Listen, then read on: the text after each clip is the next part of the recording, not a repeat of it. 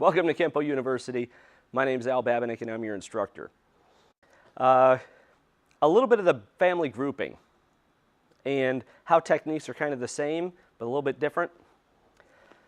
So we have leaping crane out of purple. A lot of people love leaping crane. And then we have hugging pendulum out of blue. And they're against two totally different things. But the nickname for hugging pendulum is, if you know it, say it now.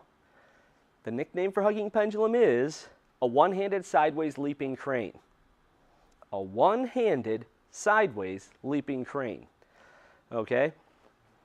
So I want to show you how they're very, very similar.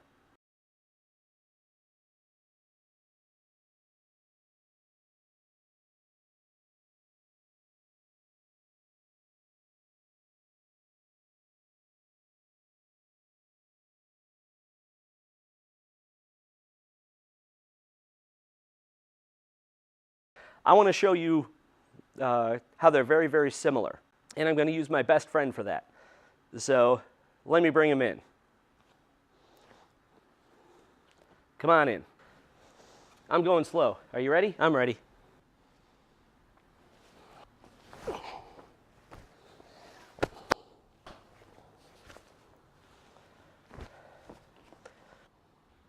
All right.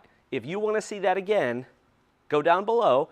There should be time codes in highlighted in blue. You just keep clicking and keep watching the same stuff over and over and read the comparison chart.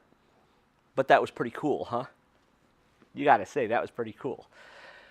So why is it one-handed?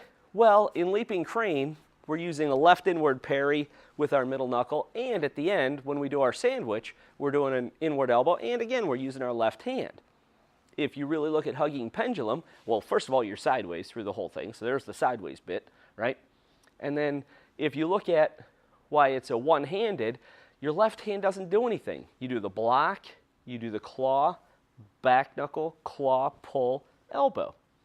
So it's all one-handed. The only thing your left hand does, and you got to do this, remember, you got to latch onto that guy. Okay, so when I shuffle back and block, I cross over. This has to latch onto his shoulder, because if you kick out his leg and you back knuckle him in the back of the head, they want to fall that way, and they will fall that way, unless you're holding on. So your left hand has to hold on pretty good. Now, I know a lot of you don't do the claw with the pull in and the elbow, all right? As written, it's from the claw, you're just doing your cross out, you're crossing out this way. And that leads you right into the extension, right? So I've seen it done both ways. The way I learned from Mr. Planis is with the claw and the elbow, but you see how it's a perfect match if you do it that way. So it's kind of cool, and you're going to do the claw with the pull through for the extension anyhow, right? So if you do it one way for the base and one way for the extension, now you know two good ways to do it. So try it out and see if you like it. When you're doing comparison stuff like this, one of the other things that it does is it says, wait a second, I did a side kick out of a crane stance in leaping crane, and I did the side kick out of a twist stance. I did a left front crossover. So I'm doing a side kick out of a twist stance in hugging pendulum. Wait a second, if I go back and I look at yellow belt, if you do aggressive twins, if it's one of the techniques that you do, as the push comes in, you do your block, and I'm in my neutral bow, I do my side kick to the knee just out of a neutral bow. So I did a side kick out of a neutral, I did a side kick out of a crane, I did a side kick out of a twist. What's left? You know, so when you do this kind of stuff, you start to say, wait a second, I'm doing these kicks out of all these different stances. So stuff to look for when you're playing with the system, right? So I hope you enjoyed this.